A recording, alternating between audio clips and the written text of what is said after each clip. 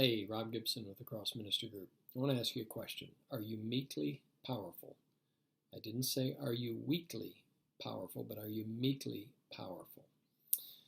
Let me just give you the spectrum that I'm thinking of. One is the raging bull, the reactionary raging bull, the bull in the china shop, right, that can bring a sledgehammer to kill a fly. Or on the other extreme, the passive peacekeeper who just doesn't step into anything and just whatever I got to do for the waters to stay calm and for there to be peace. One of them is disengaged and doesn't step into something that needs attention. The other, it gives too much force to everything. Everything needs to be squashed, bringing a baseball bat to kill the fly. In between there is what I'm calling meek power.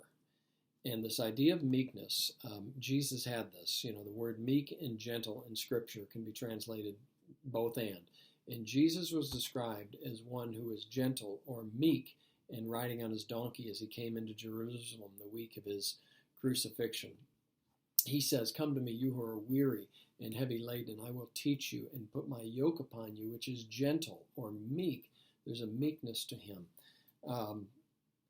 Where else? The Matthew 5:5.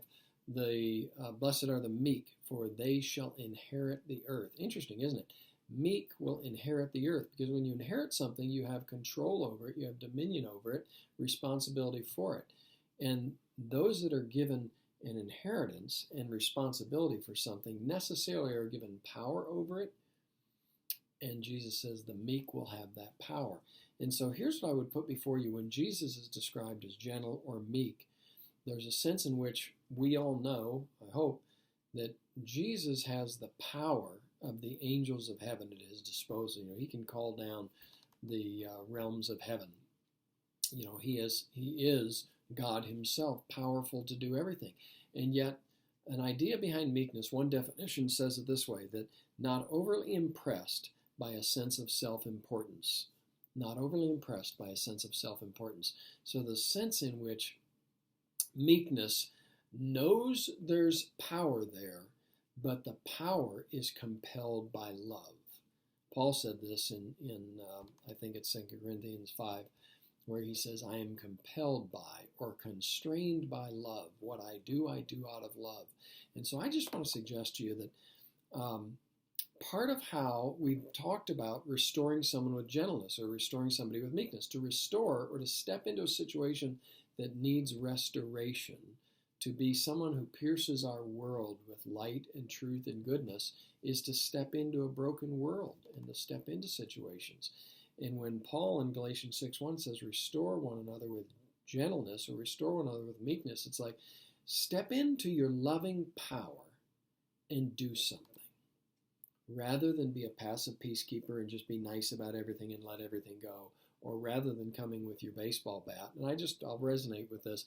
That was most of my life and still can be me, lacking patience, coming in with too much power, being too strong in voice and action, and wanting to fix everything right away. Somewhere in the middle, and so maybe I'm not talking to you, I'm just talking to me, somewhere in the middle is this power that is within us because we're connected to the power and love of God, but a power that is compelled by love. So step in to the meekly powerful true you. Raw power, just power, never changed anything, doesn't transform. Passivity that lets everything alone doesn't transform. But when we have the strength to act, power is the strength to act in love, we can be a part of transformation.